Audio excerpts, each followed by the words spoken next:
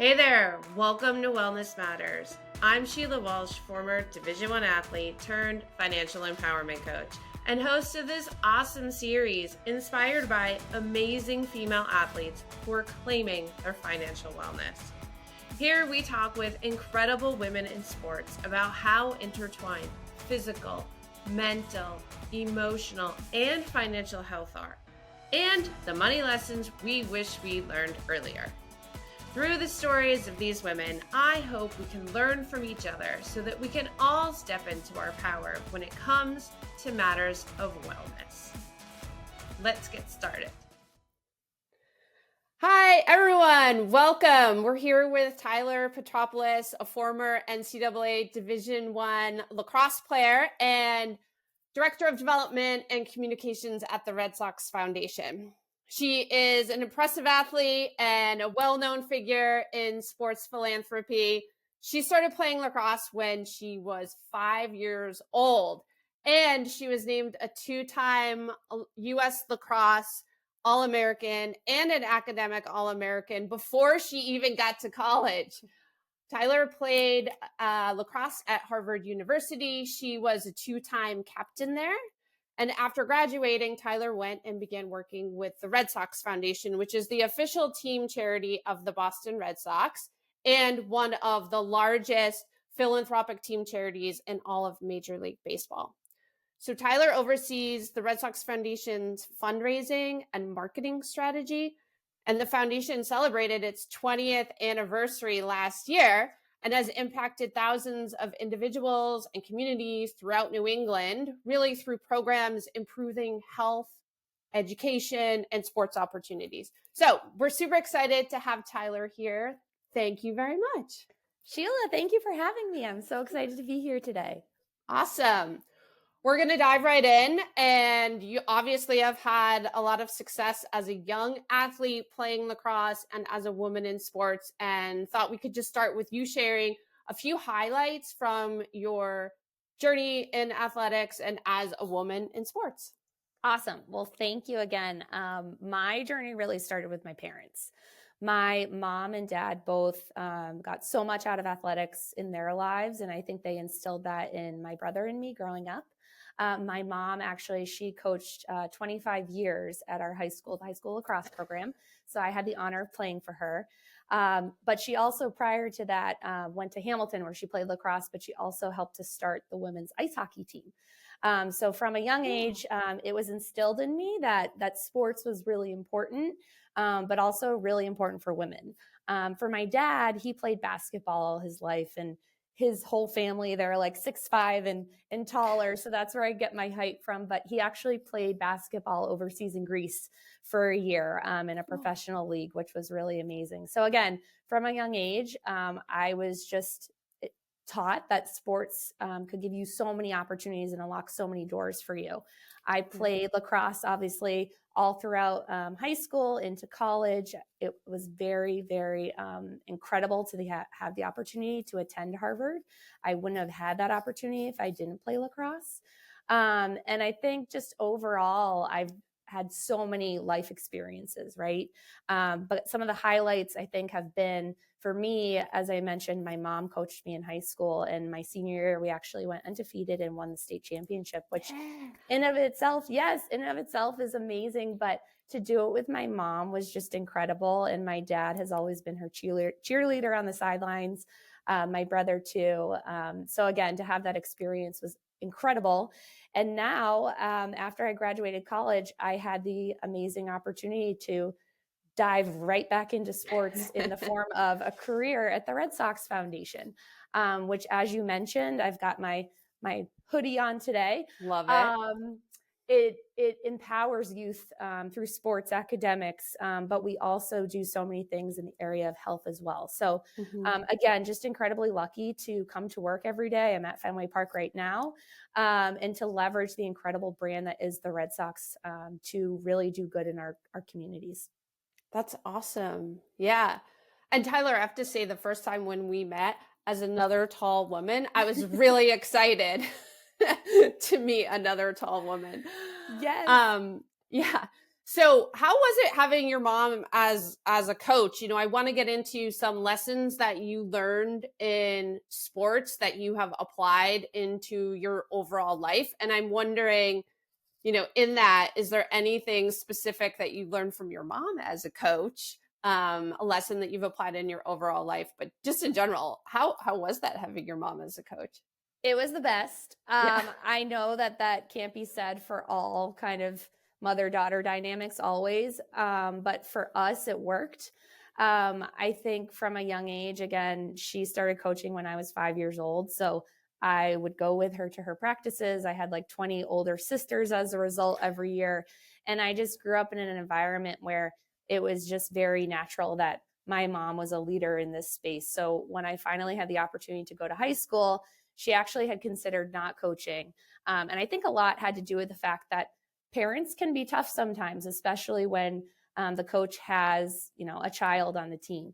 And Mhm. so for me, I'm just glad my mom made the decision to continue coaching. I think one of the most valuable things I learned from her is just to be assertive and aggressive. And I think I was very shy growing up, but when I was on that field playing lacrosse, that gave me a lot of confidence. Mhm. And my mom, she just handled so many situations with such grace and poise. And I saw a lot of those situations unfold behind the scenes. And today now I really appreciate how she approached all those situations, because coaches are so much more than people that you're listening to on the field. They can provide really valuable life skills. And Mhm. so for me, even when I was little, seeing her be assertive, be aggressive, and especially as a female really empowered me and still does to this day. Yeah. That's awesome. And I agree that that mother-daughter relationship can have its ups and downs. And so I'm really excited that, you can say that it worked out really well. You won the state It did. championship together. It did. It did. It was really special. That's so cool. Well, I am a big believer that we can take lessons that we learn in sports and we can apply them into our life and specifically to our finances. And I'm just wondering first, you went to Harvard, considerably one of the leading institutions in the world. Did you ever take a class in personal finance? So I did not. And looking back, I think it should absolutely be taught, like starting in middle school. Yeah. Financial literacy, how to open a bank account, all these things. It's actually something that we do at the foundation. We run a program called the Red Sox Scholars Program. We select students in seventh grade and then work with them through middle school, high school, and college. And one of the things that our programs team does an incredible job is just creating an environment where financial literacy is woven throughout and you really start to understand the foundation and groundwork for that. We actually had a workshop last night that I sat in on and I learned a ton. It was all about banking and credit and debit and all the things. But those should absolutely be started when you're in middle school, high school at an early age. For me in college, no, I did not take anything related to finance. I did not take math, despite really liking math in high school. I'm not sure why, but so I was fortunate that my dad actually was a CPA growing up, and so he was always by the book. My parents have a checkbook, a legit checkbook Yeah. that they still balance to this day every week on Sundays. Typically, I'm watching my mom or dad writing it. And so just growing up, I fortunately had them as a resource, my dad especially, who was able to help me navigate things that a lot of people have to navigate on their own. Yeah. Yeah. It's also, crazy to me that these are not things that are part of the typical curriculum, where there are a lot of other things that aren't, and this is pretty much important throughout your whole life. So, Yes. Yes, and um, financial literacy and health is your health. yeah. So you do wonder why it's not more part of the curriculum, but maybe Mhm. we're headed in that direction, I hope. Right. I hope so too. So, are there any specific money lessons that you can share that you do wish you had learned earlier? Because a lot of us do learn through trial and error. I think there are so many things. I think one of the things that I was really fortunate And again, my dad kind of helped me through this. When I got my first job here at the Red Sox Foundation, became a full-time employee, you obviously qualify after a certain amount of time for a 401k. Mm-hmm. And I don't think I would have fully utilized that opportunity if I didn't have him saying, okay, this is what you should do. Mm-hmm. So 401ks, I find, especially for people early on in their careers, when you're so young, you can be like, okay, well, that's money for, 50, 60 years from now. Why do I have to save that now? So that's one thing that I think, again, and our team here at the Red Sox, our people and culture team, do a really great job of educating you on it, but it's something that I wish I had just known a little bit earlier. The other piece too is just in general about credit and building your credit. That is something that it's, again, as soon as you turn 18 and you're able to open a credit card, that impacts you the rest of your life. And I didn't open a credit card until I was a little bit older in college. So maybe doing it younger, I would have been able to build more credit. But again, credit is kind of this mysterious thing, right? And it's something too that if you start using it so much and then you're not paying, it can get you into trouble. So again, I think just knowing more about that and understanding it more would have been helpful. And then something that I'm starting to learn more about, but I still don't even know about, that I wish I did, is just investing in general. I think especially, even if it's just $50, you can be investing. And I don't think enough is known around that. I think for me, when I used to hear investing, I used to say stock market. Okay, investing in stocks, but that seems risky. But there are so many other safer ways that you can be investing your money. And even if you can't in that moment of time, just knowing about it so that when you are at that point in your life, you're ready and you have all the tools needed to do so. Yeah. Those are all things I wish I knew earlier too. And I'm still learning. I am not an expert. I know. Well, I've gone through now a lot of education around personal finances, and I'm a certified financial planner, but all through my, undergrad and grad degree and all this, there was never a personal finance class. So it's constantly a learning process. And you mentioned 401k and saving for retirement, saving for your future self, even though it seems really far away.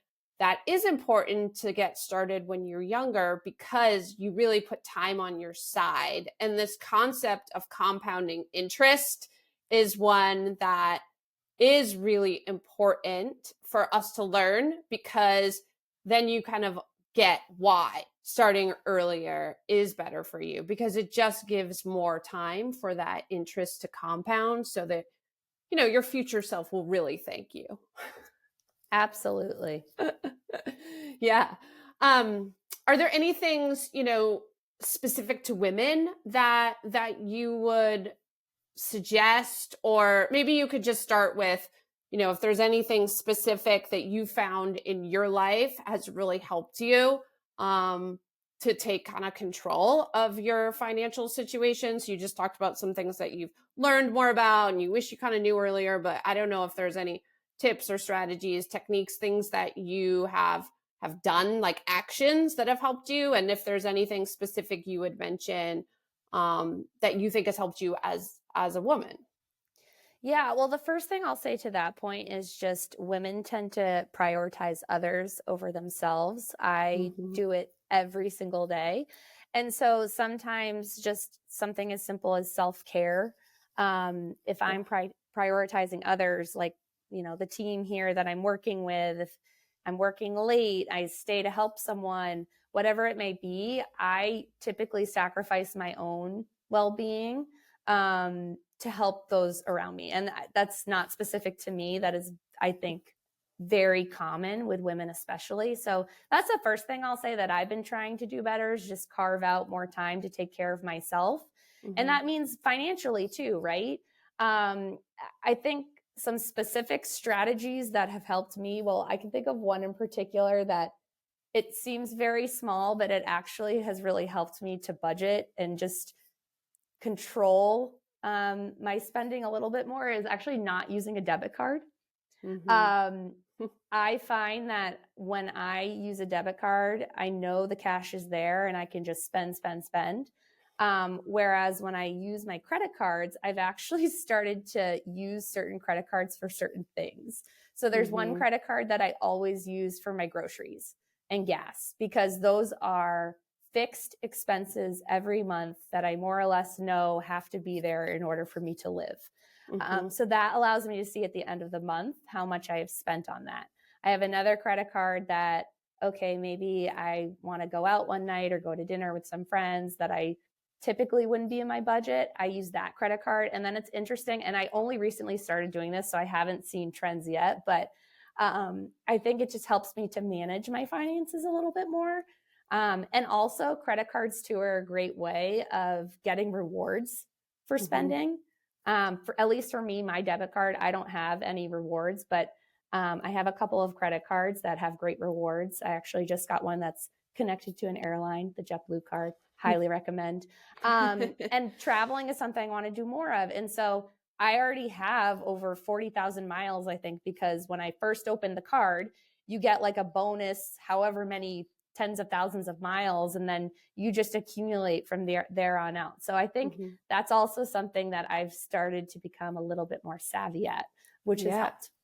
Yeah, that's great. And there are a lot of credit cards that have a variety of different perks and rewards. Some are cash back, some are travel, like you mentioned. And so I know it can be a process to figure out what credit card you want to take and what you want to use. And so it's a really good idea to do that research about what all the benefits are, but then also a reflection about what's important to you. Like you said, travel is important to you, and that can help, factor into that decision.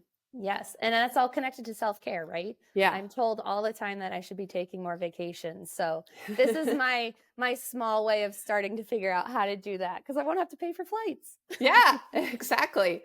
Putting your money to work for you, I like to say. Yeah. Yes. And it's true about self-care too. We know ourselves, and also research really tells us that your physical, your mental, your emotional, and your financial health are all intertwined. So I totally agree with you that this is part of our self-care.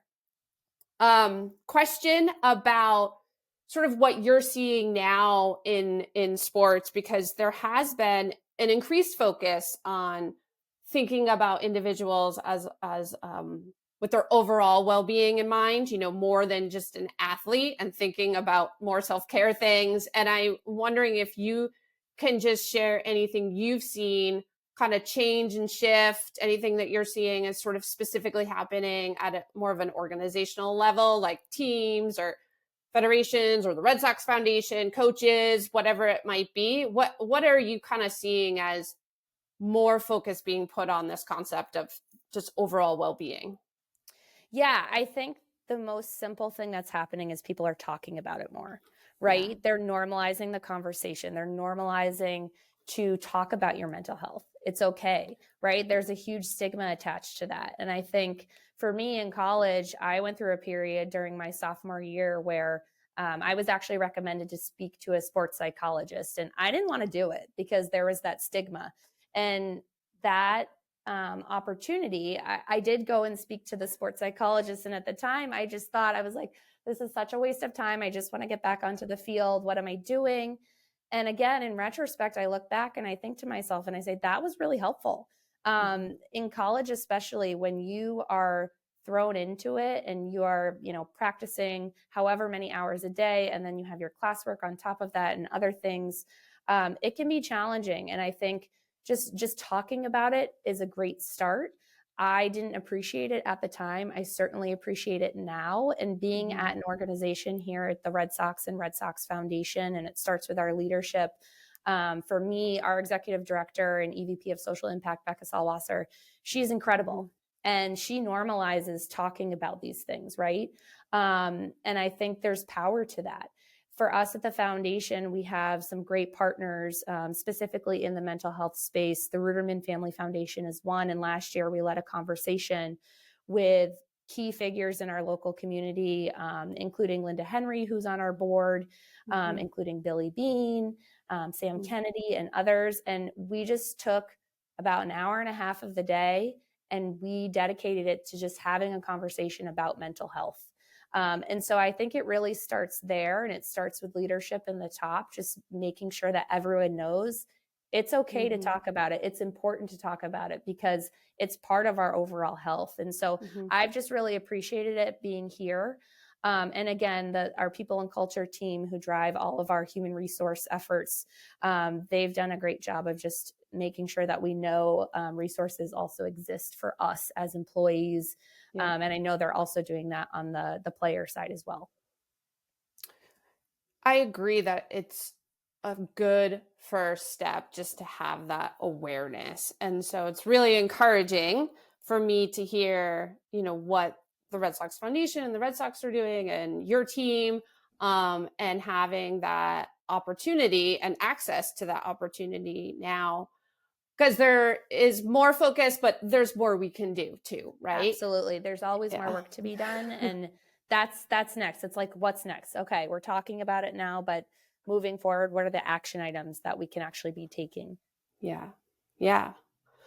Wanted to ask you a little bit about the Red Sox Foundation, which has obviously done, it's obvious to me that the Red Sox Foundation has done a lot of incredible work to create some empowerment opportunities for individuals and for the community. I know that there's grants that are made, scholarships. There's been a longstanding partnership with the Jimmy Fund for cancer treatment and research, the home base program for veterans. And I'm not going to ask you your favorite, but I am wondering if you can give an example of how you've seen firsthand the impact of some of these things, because it's really all made possible by the financial generosity of people to the Red Sox Foundation, that this financial contribution is really what creates these opportunities. And so I'm just wondering if you can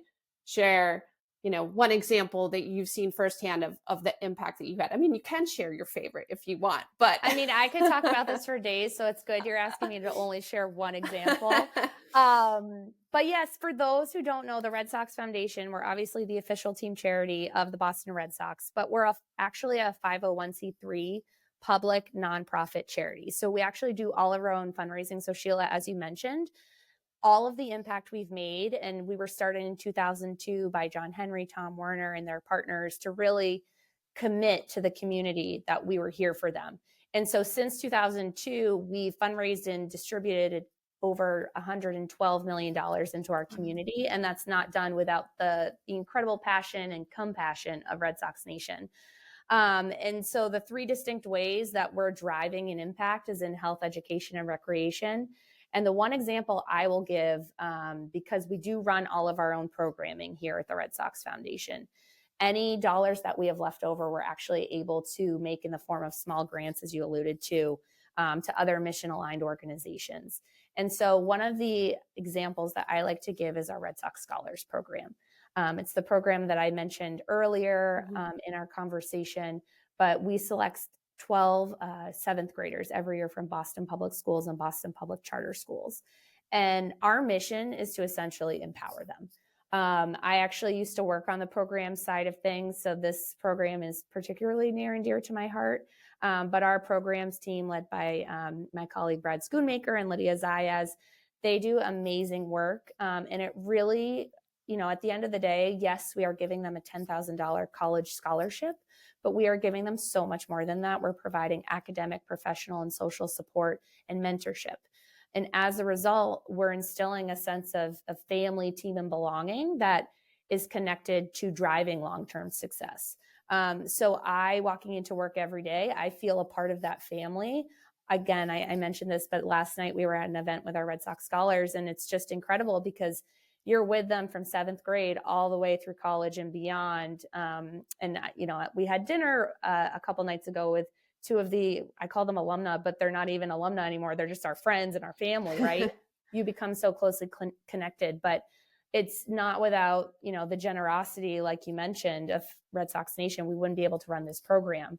And it's Mhm. actually become a model that other sports team charities, specifically in MLB, have started to replicate, which is obviously amazing. I forget the saying, but imitation is the most sincere form of flattery or something Yeah, like that. right, right. But again, it's a way that we as a baseball team are able to come together and provide this experience, this sense of team belonging and family to empower youth in our communities, many of whom now we have almost 350 students and alumni in the program since it was started in 2003. And so many of them are now leaders in their industries, leaders in the community. And so it's incredible to see. Yeah. Well, there's a lot of talk that you hear some about money and greed and things like that. And I just love hearing stories about financial empowerment and financial generosity. So thank you for sharing that. And I really want to just acknowledge you, Tyler, for the work that you're doing for others. I do encourage you to take care of yourself. And I know, serving others seems to be a real theme in your life. So I want to really acknowledge you for the work that you're doing. Super impressive. And thank you for sharing your wisdom here. I know if anyone listening wants to learn more about the Red Sox Foundation, they can go to the website, which is redsoxfoundation.org. And as we wrap up, one of the things that I found in talking to people about their finances is sometimes there can be a tendency to do what I call pulling an ostrich, which is sort of sticking your head in the sand and not really paying attention to it. Because it can be hard and it can be intimidating. But I think as athletes, especially, we know that the path to success is not backing down, it's not backing away. And I mean, I'm sure as from your experience on the lacrosse field, it really wouldn't work out that well if you were sticking your head in the sand there. So we have to find ways that we summon up the motivation to do those things that can be really challenging. So my final question for you, Tyler, is if you have a mantra or a phrase or something that you really turn to when you're in those situations that you're digging inside to find that motivation to do the thing that seems like a real challenge. I'm laughing because you literally just said the mantra that's in my head all the time, and that actually came from my college lacrosse coach, Lisa Miller. She would always say to us, find a way. And we talk about how lessons on the field just carry through to your life in so many different ways. But for me, find a way, yes, you would be on the line ready to sprint, and it would be like the 20th sprint and you would be exhausted, but she would be yelling, find a way, and you would find a way to finish. Like, you didn't want to let your teammates down. And there were so many instances in my life. My parents also instilled this in me just to, keep going. And I think finding a way can be applied to anything in life. I think for me, it made me realize, and this is going to sound silly, but how much I enjoy and embrace problem solving. When I am met with conflict or a challenge, instead of looking at it in a pessimistic way, I actually look at it in a way that's like, okay, how am I going to figure this out? How am I going to find a way? What am I going to do? And so that really taught me about strategy. And I think I carry that through to this day.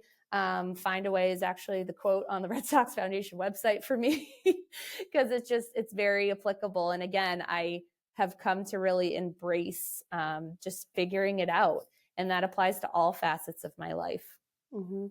I love find a way. I'm going to write that down, put it on a little sticky note. Yeah, just find a way. And you know Find a what? way. You might not find a way, and that's okay too. Give yourself some grace, but find a way for me has gotten me through a lot of different situations. Yeah. Well, thank you again, Tyler. Super appreciate you taking the time and sharing this really fantastic insight with us, because I know it's going to help more women in sports and women overall. And just this is advice that can help anybody, really. So thank you so much for being here. Thank you for having me today. It was a pleasure, and I hope to see a lot of you at Fenway. Absolutely.